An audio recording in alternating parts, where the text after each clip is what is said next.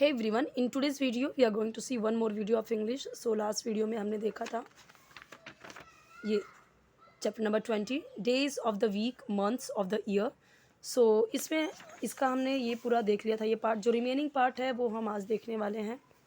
यहाँ पे कुछ लाइंस रह गई थी और सबसे इम्पोर्टेंट यहाँ पे कुछ चीज़ें हैं जो सेंटेंसेस अगर हमें बोलना है तो कैसे हम बोलेंगे, पहले बाद में, वो चीज़ें हम कैसे बोलेंगे. जिसे हमें बोलना हुआ कि इसके पहले, इसके बाद में, तो वहाँ पे कौन से वर्ड यूज़ होते हैं और कैसे यूज़ करना है उसे, कैसे, वो यहाँ पे वही क्वेश्चंस है. वैसे ये क्वेश्चंस को कंप्लीट करना हमारा काम नहीं है, ये तो जस्ट बच्चों की बुक है तो उससे मैं पढ़ा रही हूँ तो वो है. लेकिन हम यहाँ पे क्यों सीखेंगे, ये क्यों देखेंगे, क्योंकि ये पूरा एक सेंटेंस बनेगा. यहाँ पे फिलअप करने के बाद ये पूरा एक सेंटेंस बनेगा. वो सेंटेंस का जो मीनिंग निकलेगा वो हमें समझना है. ओके, सो अगर लास्ट वीडियो आपने नहीं देखा है तो वो देखिए और तो आपको समझ में आएगा कि ये सारी चीज़ें क्या हैं.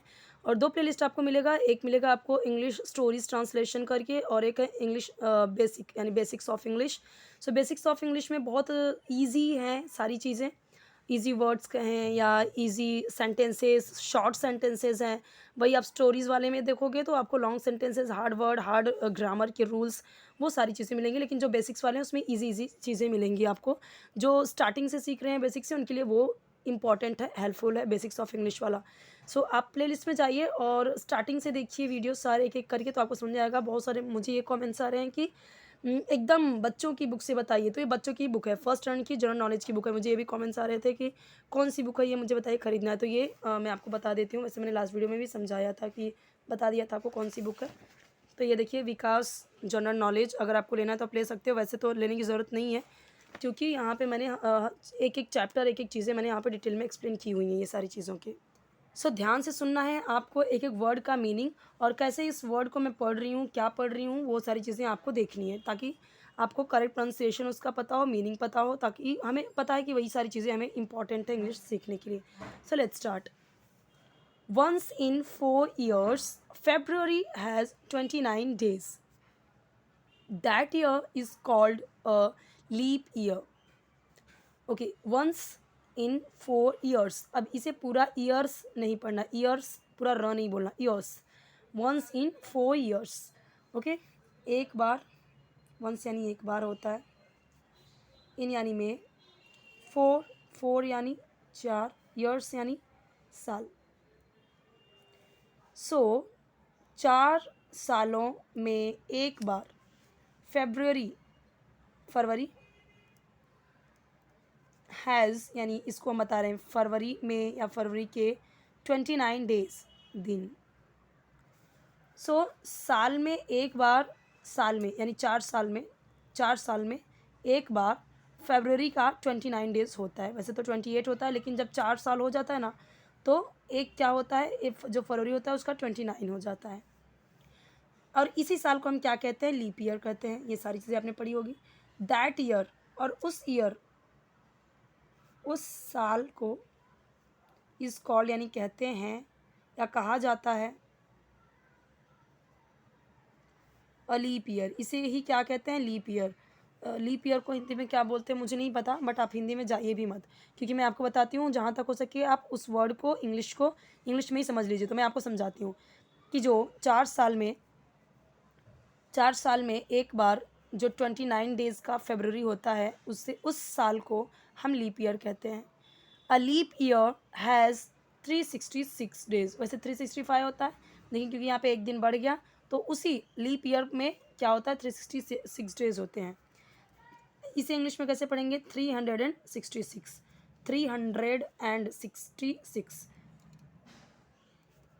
नॉर्मली हम 366 भी बोलते हैं, बट ये रॉन्ग है. सो रॉन्ग नहीं, लेकिन हम जैसे बोलते हैं 366 बोलते हैं, उसे इंग्लिश में कैसे बोलेंगे, 366 डेज. 360 डेज, 60. ओके, सो लीप ईयर में 366 डेज होते हैं. मैं ऐसे बोल सकती हूँ 366, मैं ऐसे बोल सकती हूँ 366. ओके, इंग्लिश में ऐसे बोलेंगे. आई होप कि आपको इतना समझ में आया. नेक्स्ट देखते हैं. Put in the correct day. Monday comes after Sunday. मैंने क्या बोला, मंडे, सोमवार. मंडे को मंडे ही बोलते हैं तो आप मंडे ही बोलिए, फिर भी मैं यहाँ पे लिख देती हूँ. सोमवार, कम, कम का मतलब होता है आना, लेकिन एस जुड़ गया तो कौन सा टेंस हुआ ये, सब्जेक्ट के बाद वर्ब में एस ऐड हुआ, या सब्जेक्ट के बाद तुरंत वर्ब आ गया बिना किसी हेल्पिंग वर्ब के, is am are was were कुछ नहीं है, डायरेक्ट आ गया वर्ब, तो ये कौन सा टेंस होता है, प्रेजेंट इंडिफिनिट टेंस बोलते हैं या फिर सिंपल प्रेजेंट टेंस। उसकी पहचान क्या होती है, तो हिंदी में ता है, ते है, ती है से ख़त्म होता है, तभी तो आया सोमवार आता है, आफ्टर यानी के बाद, संडे रविवार, तो कैसे हो गया, सोमवार रविवार के बाद आता है। थर्सडे कम्स आफ्टर, आफ्टर बोला है यानी बाद में, तो यहाँ पे क्या आ सकता है, Thursday comes after. So Thursday का मतलब क्या होता है, गुरुवार या बृहस्पतिवार, गुरुवार आता है, आफ्टर यानी के बाद, तो किसके बाद आता है, तो संडे मंडे ट्यूसडे वेडनेसडे ना, तो वेडनेसडे कोई कोई बोलता है, कोई कोई वेडनेसडे, दोनों ही सही है। तो यहाँ पे क्या लिखेंगे, तो मैं इसको कैसे बोलूँगी, Thursday comes after Wednesday, Sunday comes after, वही सेम चीज़, रविवार आता है आफ्टर के बाद, किसके बाद आता है, संडे, तो सैटरडे ना, फ्राइडे कम्स बिफोर सैटरडे, अब यहाँ पे बिफोर आ गया, बिफोर यानी के पहले, सैटरडे यानी शनिवार, फ्राइडे कम्स, फ्राइडे यानी शुक्रवार, कम्स यानी आता है, सो फ्राइडे कम्स बिफोर, अच्छा यहाँ पे आप सोचेंगे मैं संडे मंडे क्यों ही बोलूँगा कि ये इसके बाद आता है, ये इसके बाद आता है, लेकिन हम कोई ना कोई चीज़ तो बोलते हैं ना कि इसके पहले ये आता है, जैसे मान लो मुझे कोई फेस्टिवल ही हुआ, जैसे मुझे बोलना हुआ कि दिवाली होली के पहले आता है ना, तो मैं कैसे बोलूँगी, Diwali comes before, sorry, Holi comes before Diwali, या मुझे बोलना हुआ कि अ, ये होली, होली दिवाली के बाद आता है, तो मैं कैसे बोलूँगी, होली कम्स आफ्टर दिवाली, ऐसे ही होगा ना। तो ऐसे ही अब आप सोचेंगे मैं यहाँ संडे मंडे मैं क्यों ही पढ़ूँ, तो रीज़न यही है कि बिफोर और आफ्टर का हम यूज़ देख रहे हैं। ट्यूसडे यानी मंगलवार, कम्स यानी वही आता है, सब एक ही जैसा होगा ना, और मैंने समझा दिया कि कम्स क्यों हुआ है। अच्छा ये मैं समझा देती हूँ, वैसे तो मैंने हर वीडियो में बताया है कि वैसे तो कभी भी सब्जेक्ट के बाद वर्ब आए डायरेक्ट, और एस से आई एस लगा हो या बिना एस से आई एस के हो, सेकंड फॉर्म ना हो, जो उसका मेन वर्ब है वही है, तो वो होता है प्रेजेंट इंडिफिनिट टेंस, और वो ताहे तेहे के सेंस में ख़त्म होता है, तो वो प्रेजेंट इंडिफिनिट टेंस होता है। लेकिन प्रेजेंट इंडिफिनिट टेंस का एक रूल है कि ही शी इट एंड सिंगुलर अगर है, सिंगुलर मुझे ये भी कमेंट आता है कि सिंगुलर प्लूरल क्या है, सब्जेक्ट क्या है, कर्ता क्या है, तो देखिए कर्ता यानी कि सब्जेक्ट यानी कि कर्ता, ये ही शी ईट, सिंगुलर यानी जैसे राम सीता राधा रोहन मोहन, किसी एक का नाम लिया, या गर्ल बॉय, तो ये क्या हो जाएगा, या दिस दैट, तो ये एक वचन हो गया ना, डॉक्टर टीचर ये एक वचन हो गया, डॉक्टर्स नहीं बोला, टीचर्स नहीं बोला, तो वो एक वचन हुआ डॉक्टर टीचर, तो वो हो गया हमारा सिंगुलर। तो अगर ही शी इट और सिंगुलर है क्या, सब्जेक्ट, सब्जेक्ट यानी कर्ता अगर ये है, तो हम वर्ब में, वर्ब यानी जो मेन वर्ब होता है, खाना पीना हंसना बोलना रोना, ये हमारा वर्ब है, क्रिया है, तो वैसे ही come go out and walk talk speak drink यानी पीना, ड्रिंक ईट यानी खाना, वॉक यानी चलना, रन, ये सब हमारे क्या होंगे, वर्ब। तो वर्ब में क्या होगा, वर्ब में एस या ई एस ऐड होगा, ठीक है। ई एस कहाँ ऐड होता है, जैसे मान लो कि गो है जाना, तो अगर मैंने लिखा ही वह स्कूल जाता है, सो ही गोज़, तो ई एस जुड़ा ना, डायरेक्ट हम गोज़ में एस नहीं लगा सकते, ये एस नहीं लगा सकते, लेकिन यहाँ पे कम में डायरेक्ट एस लग गया, ठीक है। और ये सिंगुलर है, ट्यूसडे एक डे की बात की गई है, तो इसलिए यहाँ पे एस आ गया। और अगर है आई वी यू दे और प्लूरल दे, प्लूरल यानी बहुवचन है अगर, तो वर्ब में एस या ई एस ऐड नहीं होगा। मान लेते हैं यहाँ पे आ जाता है थर्सडे एंड वेंसडे, तो ये क्या हो गया, प्लूरल हो गया, क्योंकि एक से ज़्यादा हो गया, थर्सडे एंड वेंसडे, तो यहाँ पे कम आ जाएगा, अगर हम 2 डे यहाँ पे यूज़ करेंगे ना, तो यहाँ पे कम आ जाएगा, ओके। सो ट्यूसडे कम्स बिफोर, ट्यूसडे किसके पहले आता है, ट्यूसडे कम्स बिफोर, तो यहाँ पे क्या आ जाएगा, यानी कि किसके पहले आता है, तो ट्यूसडे के पहले क्या आता है, तो पहले समझिए ट्यूसडे के बाद क्या आता है, वेंसडे, तो ट्यूसडे कम्स, ट्यूसडे आता है के पहले, तो किसके पहले आता है ट्यूसडे, तो वेंसडे के ना, Tuesday comes before Wednesday. Thursday comes before, अब थर्सडे गुरुवार आता है, बिफोर यानी पहले, के पहले, किसके पहले आता है, थर्सडे कम्स बिफोर, तो फ्राइडे के, है ना, फ्राइडे के पहले ही आ रहा है ना, फ्राइडे, थर्सडे फ्राइडे, थर्सडे के बाद फ्राइडे आता है, तो फ्राइडे के पहले क्या आया, Thursday. Okay, so I hope कितना समझा आपको ना। Put in the correct month, अब करेक्ट मंथ डालना है। मार्च कम्स आफ्टर, मार्च आता है आफ्टर यानी के बाद, किसके बाद आता है, फेब्रुअरी के बाद आता है। अगस्त कम्स आफ्टर, अगस्त आता है, कम्स आफ्टर, किसके बाद आता है अगस्त, तो सितंबर के बाद आता है ना।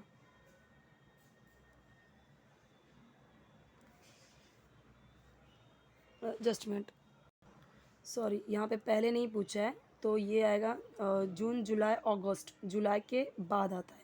सो अगस्त कम्स आफ्टर, अगस्त आता है बाद में, किसके बाद में, जुलाई।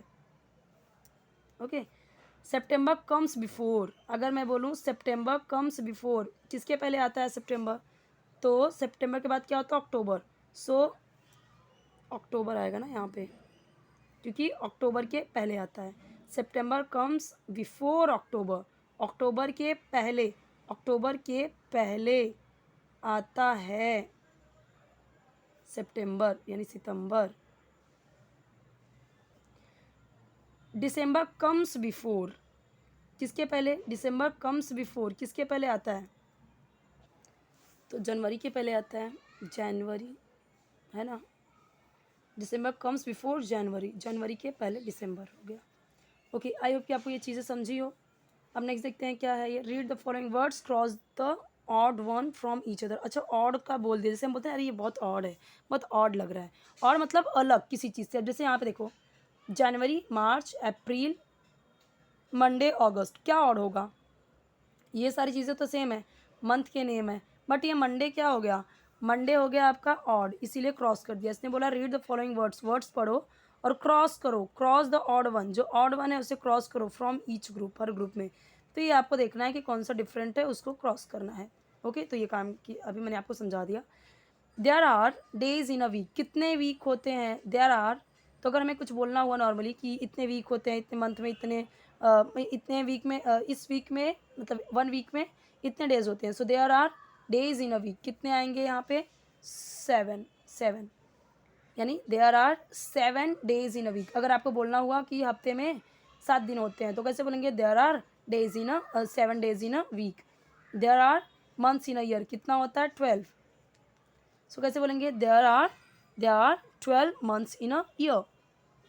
मार्च has 20, just minute, March has, so March में कितने डेज आते हैं, 31 ना, 31 आते हैं। March has 31 days. So March has, देखो यहाँ पे सब जगह हैज़ क्यों लगाया हुआ, क्योंकि यहाँ पे जब हमने डेज लगाया था, मंथ्स लगाया था, तो ये प्लूरल थे, इसलिए यहाँ पे आर आया था।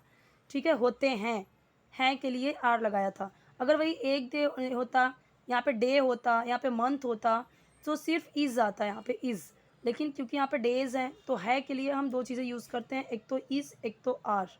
हैज़ हैव भी यूज़ करते हैं, लेकिन वो पोजेशन दिखाने के लिए या चुका है चुकी है के सेंस में दिखाने के लिए हम हैज़ हैव यूज़ करते हैं। तो यहाँ पे ये पोजेशन कुछ नहीं दिखा रहे हैं।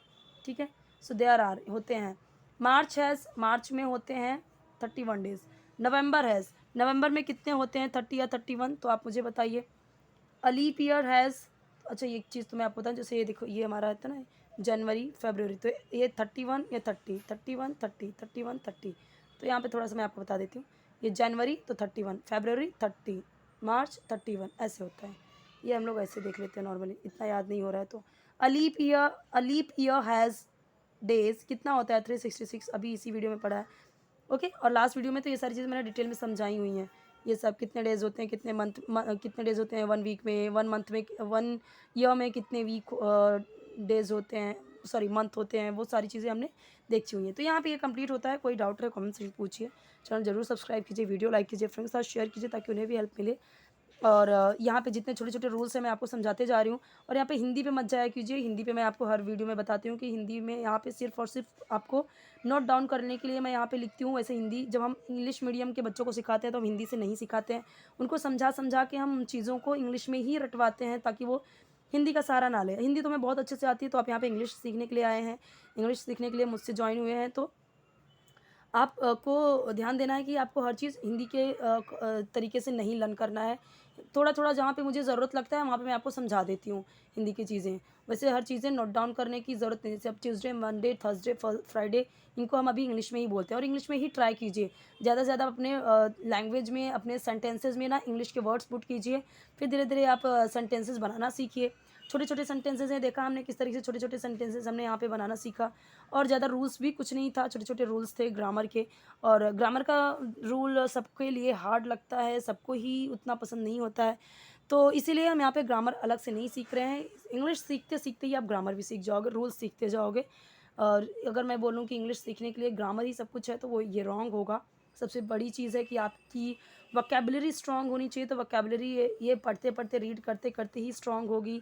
और करेक्ट प्रोनंसिएशन, रीडिंग बहुत इंपॉर्टेंट है। जो कुछ कमेंट्स ऐसे आ रहे हैं कि रीडिंग बताइए, तो रीडिंग तो मैं आपको करके ही बताती हूँ ना, ये सारी चीज़ें रीड करती हूँ, फिर एक्सप्लेन करती हूँ, एक-एक वर्ड का मीनिंग बताती हूँ, करेक्ट प्रोनंसिएशन बताती हूँ। तो ऐसे मुझे लगता है बहुत ही ईज़ी, बहुत करेक्ट वे है इंग्लिश सीखने का, विदाउट मैं बोलूँ कि विदाउट बोरिंग, विदाउट फ्रस्ट्रेशन हम आराम से सीख सकते हैं। ओके। सो अगर आपको लगता है कि और कोई तरीके से आपको इंग्लिश आपकी इम्प्रूव होगी और वो तरीका मैं नहीं बता रही हूँ, सो आप बताइए, मैं वो भी ट्राई करूँगी ताकि जिससे ज़्यादा आपको हेल्प हो, जितना ज़्यादा आपको हेल्प हो पाएगा उतना ही ज़्यादा फिर मेरा वीडियो बनाना भी मैं बोलूँगी कि वो मेरे लिए फिर होगा कि हाँ सही है, ठीक है।